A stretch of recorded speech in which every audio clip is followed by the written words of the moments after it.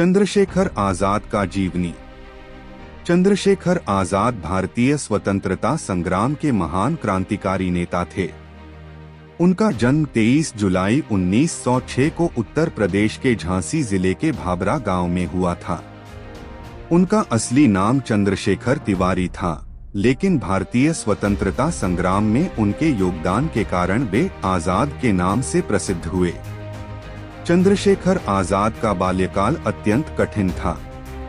वे बचपन से ही अंग्रेजों के खिलाफ थे और स्वतंत्रता संग्राम में भाग लेने के लिए प्रेरित हुए।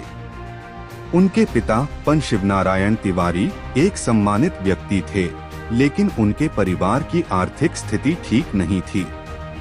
चंद्रशेखर आजाद ने बाल्यकाल से ही यह ठान लिया था कि वे देश की स्वतंत्रता के लिए अपनी जान की आहुति देंगे।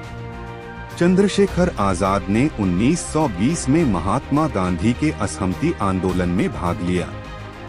इसके बाद वे हिंदुस्तान रिपब्लिकन एसोसिएशन (HRA) से जुड़ गए।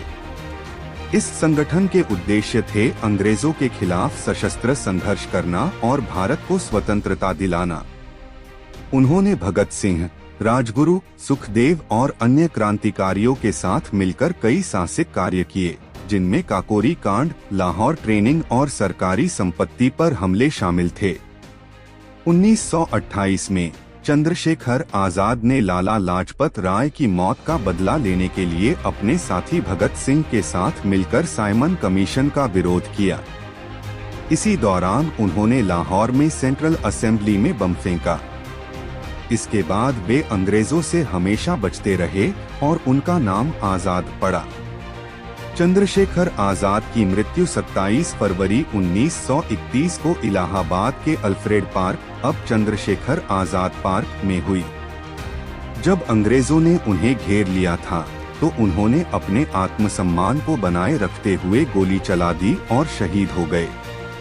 उन्होंने अंग्रेजों के गिरफ्तारी में आने से पहले अपनी जान देने का संकल्प लिया था। चंद्रशेखर आजाद का जीवन भारतीय स्वतंत्रता संग्राम के एक प्रेरणास्रोत के रूप में जीवित रहेगा। उनकी वीरता, साहस और देशभक्ति ने उन्हें भारतीय जनता के बीच एक अमिट स्थान दिलाया।